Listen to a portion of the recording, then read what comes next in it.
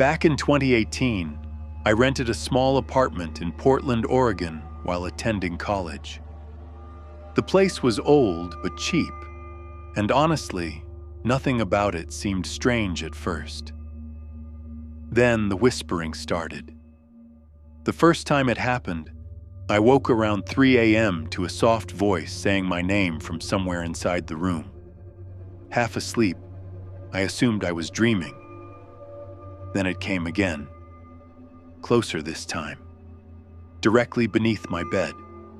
My stomach tightened instantly. I turned on my phone flashlight and checked under the bed immediately.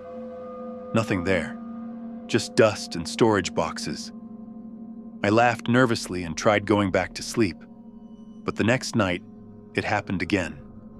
Exactly 3 a.m., the whisper sounded wet, raspy, like someone struggling to breathe. This time I didn't check under the bed. I just pulled the blanket tighter and waited for morning. Over the next few weeks, the whispering got worse. Sometimes it said my name. Sometimes it copied things I said during the day. And sometimes it laughed quietly beneath me while I tried to sleep. I stopped telling friends about it because nobody believed me. Until one night, my girlfriend Mia stayed over. At exactly 3 a.m., she grabbed my arm suddenly. "Did you hear that?" she whispered. Then from under the bed came a voice softly saying, "Mia." Her face went completely pale. We both jumped out of bed instantly and turned on the lights. Again, nothing was there. But Mia refused to stay another night after that. A few days later, I asked the landlord if anyone had died in the apartment before me. The old man froze the moment I mentioned hearing voices. Then he asked, "Does it only talk at night?" Every hair on my body stood up instantly. He admitted the previous tenant suddenly disappeared 6 months earlier. Neighbors claimed they heard him screaming one night, but police never found a body. The landlord nervously laughed while unlocking a cigarette. They said he kept hearing voices under the bed too. That night, I decided to record the sounds.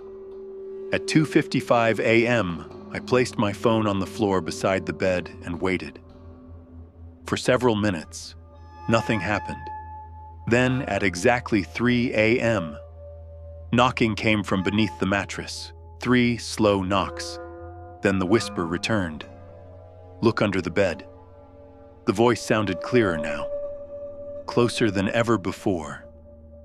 I grabbed my flashlight and slowly leaned over the edge of the mattress. At first, I saw darkness beneath the bed. Then I noticed eyes staring back at me.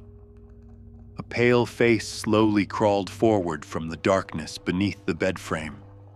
Its mouth stretched unnaturally wide while its body twisted in impossible ways to fit underneath. Then it whispered softly, "You finally looked." I stumbled backward, screaming. The bedroom lights immediately shut off. Complete darkness swallowed the room. Then something grabbed my ankle from beneath the bed. Its fingers felt ice cold. I kicked free and ran for the apartment door while hearing fast crawling sounds chasing me across the floor behind me. Not footsteps. Crawling. Fast. I reached the hallway and slammed the apartment door shut just as something heavy hit the other side hard enough to shake the walls. Then came scratching. Long fingernails dragging slowly across the wood.